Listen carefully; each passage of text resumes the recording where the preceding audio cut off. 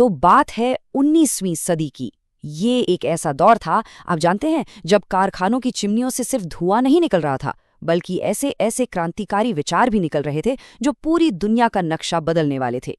तो चलिए आज हम यही देखते हैं कि कैसे विचारों की एक छोटी सी चिंगारी ने एक पूरे साम्राज्य को जलाकर राख कर दिया। चलिए 19वीं सदी के यूरोप में चलते हैं। जरा सोचिए, एक ऐसा महाद्वीप जो ना दो जबरदस्त तूफानों के बीच फंसा हुआ है। एक तरफ फ्रांसीसी क्रांति की राजनीतिक आग धधक रही थी और दूसरी तरफ औद्योगिक क्रांति का मशीनी शोर गूंज रहा था। मतलब ये पूरी तरह से उथल-पुथल और साथ ही नए मौकों का एक विस्फोटक दौर था। देखिए, ये जो औद्योगिक क्रांति थी ना, ये एक सिक्के के दो पहलुओं जैसी थी। इसने तरक्की का वादा तो किया, बिल्कुल किया, लेकिन इसकी कीमत क्या थी?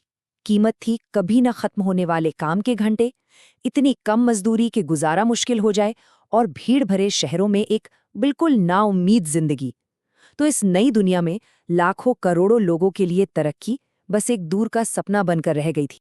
और यहीं पर, इसी माहौल में, विचारों का एक जबरदस्त टकराव होता है। सोचिए, एक तरफ तो फ्रांसीसी क्रांति से मेरी आज़ादी की बातें हो रही थी, उसकी गूंज थी, और दूसरी तरफ औद्योगिक क्रांति की कड़वी सच्चाई, यानी गरीबी और शोषण। अब इस बेचैन कर देने वाले मेल ने एक ऐसी पूरी की पूरी पीढ़ी को जन्म दिया जो अब जवाब ढूंढ रही थी।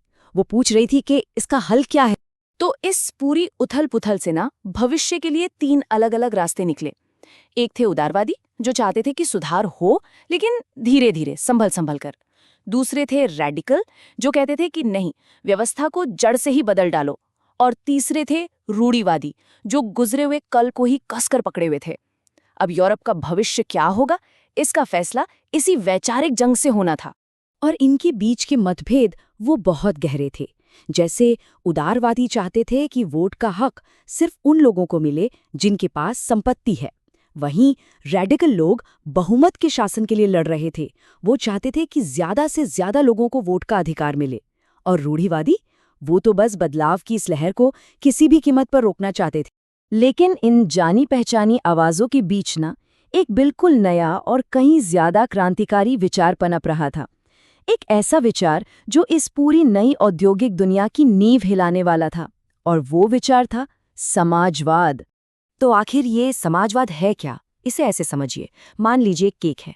अब उस केक पर सिर्फ कुछ लोगों का हक हो, इसके बजाय उसे उन सभी लोगों में बराबर बांटा जाए जिन्होंने उसे मिलकर बनाया है। बस यही इसका मूल विचार था। यानी कि जो भी उत्पादन के साधन है, फैक्ट्री, जमीन, मशीनें, उन्हें निजी हाथों से छीनकर पूरे समाज को सौंप दिया जाए। तो फर्क बिल्कुल साफ है ना? पूंजीवाद में क्या होता है, मालिक सारा मुनाफा अपनी जेब में रखता है। लेकिन समाजवाद कहता है कि नहीं, मुनाफा उन लोगों को वापस मिलना चाहिए जो असल में मेहनत करते हैं, जो काम करते हैं। समाजवादियों के लिए ये सिर्फ एक आर्थिक सिद्धांत नहीं था, ये शोषण के खिलाफ न्याय की एक लड़ाई थी। और फिर आए कार्ल मार्क्स। उन्होंने इस विचार को लिया और इसे एक इनकलाबी नारे में बदल दिया। मार्क्स के लिए ये बस छोटे मोटे सुधार की बात नहीं थी, नहीं, ये पूरे की पूरी पूंजीवादी व्यवस्था को उखाड़ फेंकने का आह्वान था और एक नया कम्युनिस्ट समाज बनाने का सपना था। एक ऐसा समाज जो मजदूरों के लिए हो और मजदूरों द्वारा ही बनाया गया हो। तो चलिए अब कहानी का रुख करते हैं पूरब की ओर, रूस की तरफ। सोचिए, एक विशाल पिछड़ा हुआ साम्राज्य जो यूरोप के उस औद्योगिक शोर शराबे से बहुत दूर था।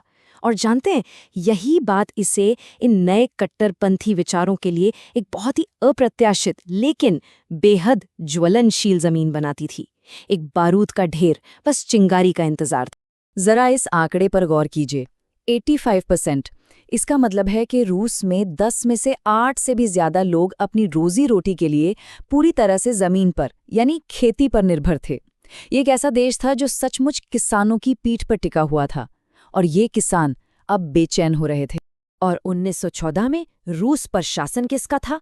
जार निकोलस द्वितीय का।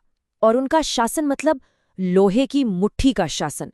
वहां कोई संसद नहीं थी, कोई भी राजनीतिक दल पूरी तरह से अवैध था, सिर्फ एक बादशाह की मर्जी चलती थी। अगर किसी ने असंतोष की जरा सी भी फुसफुसाहट की तो उसे बेरहमी से कुचल दिया जाता था। अच्छा, शहरों में जो थोड़े बहुत कारखाने थे, वहां जिंदगी किसी बुरे सपने से कम नहीं थी। मजदूरों को भीड़ और गंदगी से भरी डॉर्मेट्री में ठूंस दिया जाता था। ये जगहें बीमारी और निराशा का घर थी। लेकिन आपको पता है, इसी भयानक निराशा के बीच एकजुटता के बीज भी पनप रहे थे। और शहरों से दूर गांवों में जमीन पर एक अलग ही तरह का गुस्सा उबल रहा था। किसान जिस जमीन पर पीढ़ियों से काम कर रहे थे, उसे वो अपनी जमीन समझते थे। वो अपने जमींदारों से, कुलीनों से नफरत करते थे और बस एक ही चीज चाहते थे, उनकी जमीन छीन लेना। और फिर साल आया 1905 और ये सारा दबा हुआ गुस्सा एक ज्वालामुखी की तरह फट पड़ा। हाँ, ये असली बड़ी वाली क्रांति तो नहीं थी, पर ये एक बहुत बड़ी चेतावनी जरूर थी। ज़ार के साम्राज्य की नींव में जो दरारें थीं, वो अब सबको साफ साफ नजर आने लगी थीं। ये बस आने वाले बड़े तूफान का एक ड्रेस रिहर्सल था। तो ये आग भड़की कैसे? चिंगारी क्या थी? हमेशा की तरह वजह थी पेट की आग। 1904 में कीमतें आसमान छू रही थीं और मजदूरी 20% तक गिर गई। परिवार भूखे मर रहे थे। बस फिर एक फैक्ट्री में कुछ मजदूरों को नौकरी से निकाला गया और इस एक चिंगारी ने 1 लाख से ज्यादा लोगों के विरोध की आग भड़का दी। इसकी शुरुआत हुई एक बहुत ही भयानक घटना से, जिसे खूनी रविवार कहा जाता है। ज़ार के सैनिकों ने शांति से प्रदर्शन कर रहे निहत्थे मजदूरों पर गोलियां बरसा दी। इसके बाद तो पूरे देश में गुस्से की लहर दौड़ गई। ज़ार इतना घबरा गया कि उसे एक संसद, जिसे ड्यूमा कहते हैं, बनाने पर मजबूर होना पड़ा। लेकिन ये सब एक दिखावा था, एक खोखला वादा। जैसे ही लगा कि मामला थोड़ा शांत हो गया है, उसने ड्यूमा को बर्खास्त कर दिया। साफ कर दिया कि वो अपनी सत्ता किसी के साथ नहीं बांटने वाला। तो सवाल उठता है कि क्या 1905 की ये क्रांति पूरी तरह से नाकाम हो गई? देखिए, ऊपर ऊपर से देखें तो हाँ, ज़ार ने अपनी गद्दी तो बचा ली थी, लेकिन जमीन के नीचे कुछ ऐसा था जो हमेशा हमेशा के लिए बदल चुका था। विद्रोह के बीज बो दिए गए थे और अब वो बस एक ज्यादा खूनी फसल के उगने का इंतजार कर रहे थे। हाँ, 1905 की आग तो बुझा दी गई थी, लेकिन अंगारे वो अब भी दहक रहे थे। और जब पहले विश्व युद्ध का भयानक तूफान पूरे यूरोप पर मंडरा रहा था, तो सवाल ये नहीं था कि रूस में दोबारा विस्फोट होगा या नहीं। सवाल बस ये था कि कब होगा।